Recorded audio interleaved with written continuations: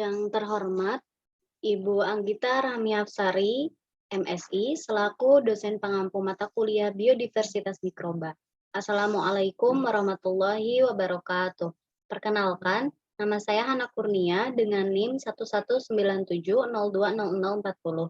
Di sini saya akan mempresentasikan hasil penelitian saya, yaitu terkait dengan mikroalga divisi Chlorophyta yang ditemukan di beberapa danau. Untuk subbahasannya ada latar belakang, rumusan masalah, kemudian tujuan, metodologi, hasil, dan pembahasan, serta kesimpulan. Latar belakang. Perairan danau merupakan salah satu bentuk ekosistem air tawar yang ada di permukaan bumi. Secara umum, danau merupakan perairan umum daratan yang memang memiliki fungsi penting bagi pembangunan dan juga kehidupan manusia. Nah, danau ini memiliki 3 fungsi utama, yaitu sebagai fungsi ekologi, budidaya, dan sosial ekonomi. Dilihat dari aspek ekologi, danau merupakan tempat berlangsungnya siklus ekologis dari komponen air dan kehidupan akuatik di dalamnya. Keberadaan danau akan mempengaruhi keseimbangan ekosistem di sekitarnya. Sebaliknya, kondisi danau juga dipengaruhi oleh ekosistem di sekitarnya. Suatu perairan mengalami perubahan kondisi bisa digambarkan melalui keberadaan organisme di dalamnya. Nah, salah satunya yaitu organisme yang dijadikan sebagai indikator ialah mikroalga. Mikroalga ini merupakan organisme yang mengandung klorofil serta pigmen-pigmen lain sehingga dapat melakukan proses fotosintesis. Mikroalga ini berukuran mikroskopis, kemudian tersebar luas di alam dan dapat dijumpai di semua lingkungan yang memang terkena sinar matahari, serta morfologi dan ciri-cirinya sangat beragam. Alga ini berperan sebagai salah satu parameter ekologi yang dapat memberikan gambaran keadaan perairan dan juga termasuk komponen biotik penting dalam metabolisme badan air karena merupakan mata rantai primer di dalam rantai makanan di ekosistem perairan. Nah, Chlorophyta ini adalah alga hijau yang merupakan kelompok terbesar dari vegetasi alga. Chlorophyta sebagian besar hidup di air tawar, kemudian mengandung pigmen klorofil A dan B, lebih dominan daripada pigmen karotin dan xanthofil dan juga bersifat kosmopolit, terutama hidup di perairan yang memang cahayanya itu cukup seperti di kolam, danau, genangan air hujan, pada air mengalir, sungai, dan selokan.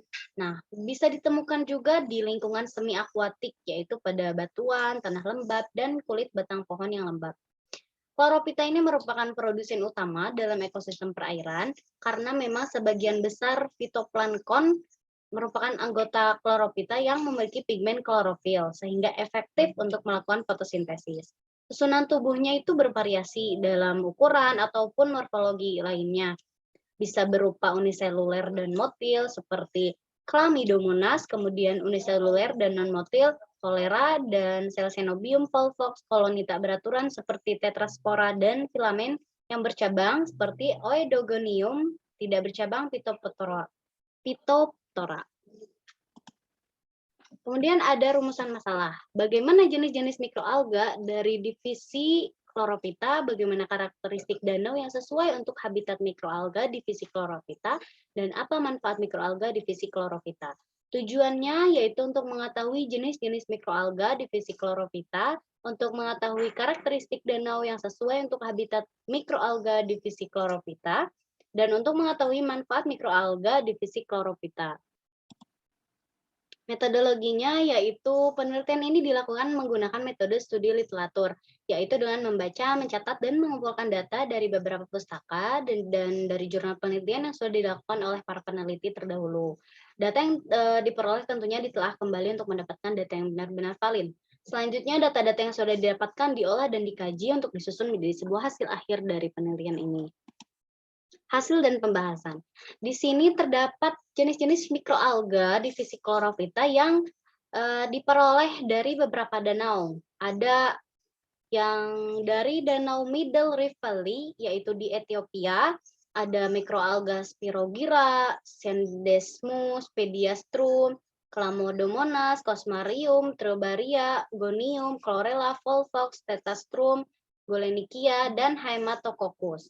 Kemudian ada dari Danau Karakir Bukhara, Uzbekistan, yaitu mikroalganya ada Chlamydomonadas spinocola, Chloroquum infusionum, kemudian ada Pediatrium boreanum, ada Anchistrodesmus acicularis, kemudian ada C. malinvernianum, ada Spirogyra calospora, ada Cosmarium calcareum, ada Cladophora fracta, kemudian ada yang terakhir yaitu ada Cladophora fracta ya. Kemudian ada danau subtropis dangkal yaitu dari Brazil, yaitu mikroalga yang ditemukan hanya Geminella protogenita Kitzing. Dan ada dari danau hipersalin di Crimea, Rusia, yaitu Cladophora sp. Karakteristik danau yang merupakan penghasil mikroalga, yaitu pada penelitian ini dilakukan memang studi literatur dari jenis-jenis mikroalga di Physicorophyta. Nah, ditemukan beberapa jenis mikroalga dari hasil penelitian yang dilakukan oleh para ahli di berbagai danau yang ada di dunia. Setiap danau memiliki karakteristiknya masing-masing. Mikroalga yang mampu bertahan hidup memiliki toleransinya sendiri terhadap kondisi lingkungan yang dihadapi. Danau yang pertama itu Danau Aringwede dan Kilole, yaitu danau yang pertama Rift Valley tadi yang di Ethiopia.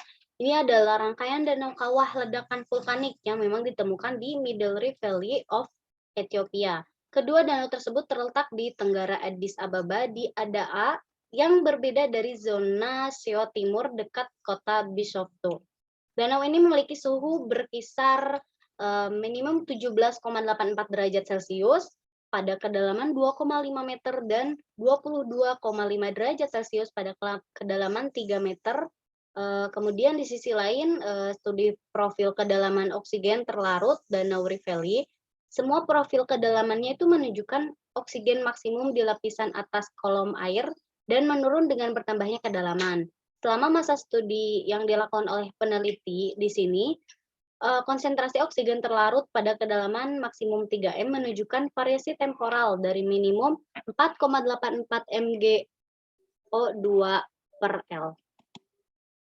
Kemudian yang selanjutnya karakteristik Danau Kara. Danau ini memiliki suhu udara rata-rata 32-36 derajat Celcius. Suhu air menunjukkan suhu sebesar 24-26 derajat Celcius dan kejernihan airnya 3,0 sampai 3,5 m. Nilai rata-rata oksigen terlarut dalam air adalah 5,26 mg per L. Indeks saturasinya adalah 75,1%. Kemudian tingkat oksigen terlarut dalam air terutama tergantung pada intensitas fotosintesis dan aerasi air. Hanya pada gelombang yang kuat, kandungan oksigen terlarut dalam air meningkat menjadi 9,5 sampai 10,2 mg per L. Penyimpanan oksigen jauh lebih tinggi di Danau Karakir. Alasan ini yaitu untuk eutrofikasi danau, di mana kedalaman danau 4-5 meter. Kandungan oksigen yang terlarut dalam air jauh lebih rendah pada 2,5 sampai 3,5 mg per L.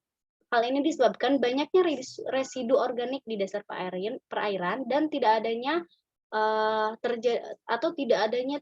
sirkulasi. Nah, saturasi oksigen air terjadi sebagai akibat dari invasi, terutama karena peningkatan tajam dalam jumlah alga. Pada suhu yang dingin, mikroalga yang ditemukan sangat sedikit, yaitu menurut penelitian yang dilakukan oleh Mukhtarovic dan Muhayo Hasan Gizi pada tahun 2021. Kemudian selanjutnya itu ada danau subtropis dangkal. Danau ini merupakan danau mesotrofik, di mana memiliki status tropik air yang mengandung unsur hara dengan kadar sedang. Mikroalga yang ditemukan di danau ini adalah Geminella protogenita Kitzing. Nah, memiliki suhu sekitar 23-28 derajat Celcius. Geminella ini memiliki distribusi yang kosmopolitan, di mana tumbuhnya itu di lingkungan lentik dan mendiami daerah pesisir. Hidupnya bebas mengapung dan jarang menempel pada substrat tertentu, dapat ditemukan di tanah lembab, batu, dan salju. Mikroalga ini juga memiliki lapisan lender sebagai penahan kering yang berlebihan.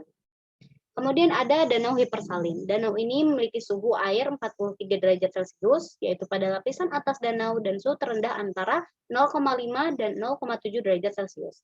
Salinitas air tertinggi adalah 340 gram L-1 dan yang terendah adalah 27 gram L-1. 6 spesies makrofita telah diidentifikasi di danau. 5 diantaranya milik ganggang berfilamen hijau dari filo Chlorophyta. Kemudian pada danau ini juga ditemukan jenis Cladopora. Cladopora ini memiliki struktur tikar yang dapat menutupi seluruh permukaan danau. Nah, dalam periode penelitian yang dilakukan oleh Plzekin dan kawan-kawan, kepadatan Cladopora itu sangat jelas terlihat dan mengambang. Hal tersebut juga menunjukkan biomasa mikroalga di danau hipersalin sangatlah banyak. Nah, di sini ada gambar-gambarnya. Ini ada Geminella protogenita, kemudian ada Cladopora, ada Spirogora clauspora, dan Tetrastrum.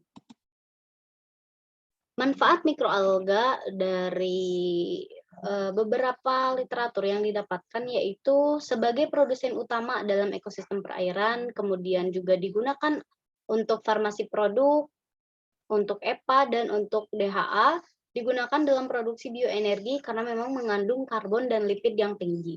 Beberapa jenis mikroalga juga berpotensi sebagai sumber minyak dengan kadar yang bervariasi, dapat dijadikan sebagai indikator perairan yang subur, digunakan untuk produksi kosmetik dan makanan sebagai bahan aktif pembuatan sabun.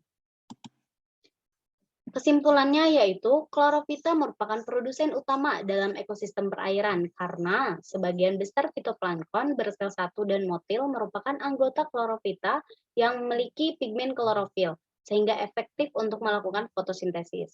Chlorophyta atau alga hijau merupakan kelompok terbesar dari vegetasi alga.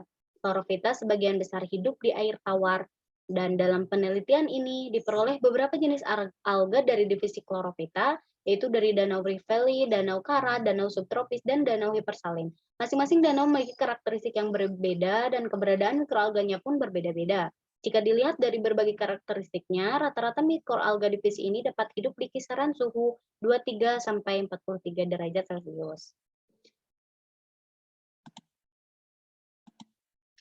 Baik, sekian presentasi yang dapat saya sampaikan. Mohon maaf apabila terdapat banyak salah kata.